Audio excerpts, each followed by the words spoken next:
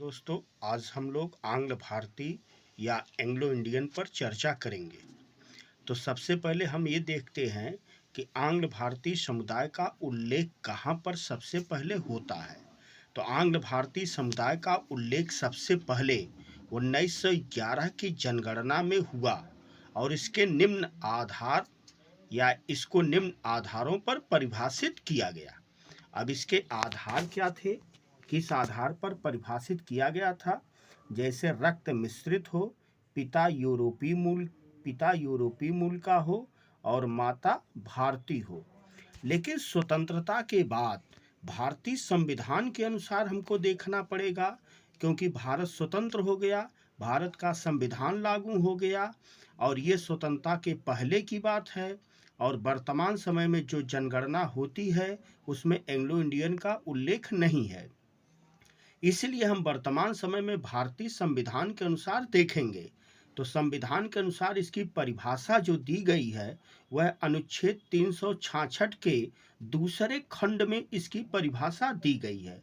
तो दूसरे खंड के अनुसार जो वंश परंपरा होगी या पिता होगा या पितृ परंपरा होगी वह यूरोपीय मूल का होगी। अब यहाँ पर विशेष तौर से ध्यान देना होगा, केवल यूरोपीय मूल का, एशिया का नहीं, अफ्रीका का नहीं, ऑस्ट्रेलिया का नहीं।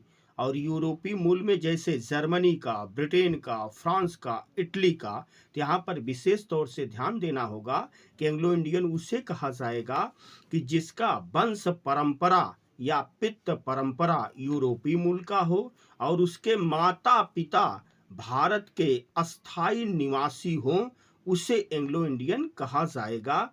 तो यहाँ पर दो बातों पर विशेष तौर से ध्यान देना होगा कि वंश परंपरा या पितृ परंपरा यूरोपीय मूल का हो और उसके माता पिता भारत के अस्थायी निवासी हों। अब इसके बाद हम लोग देखते हैं भारतीय संविधान में एंग्लो इंडियन का प्रावधान कहाँ कहाँ पर था। तो यदि हम भारतीय संविधान के अनुच्छेद 331 को देखते हैं तो अनुच्छेद 331 में था कि यदि राष्ट्रपति की राय में लोकसभा में आंग्ल भारतीय समुदाय का पर्याप्त प्रतिनिधित्व नहीं है तो 2 सदस्यों को मनोनीत करते थे। फिर अनुच्छेद 333 को देखते हैं कि यदि राज्यपाल की राय में विधानसभा में आंग्ल भारतीय समुदाय का पर्याप्त प्रतिनिधित्व नहीं है तो राज्यपाल 1 सदस्य को मनोनीत करते थे।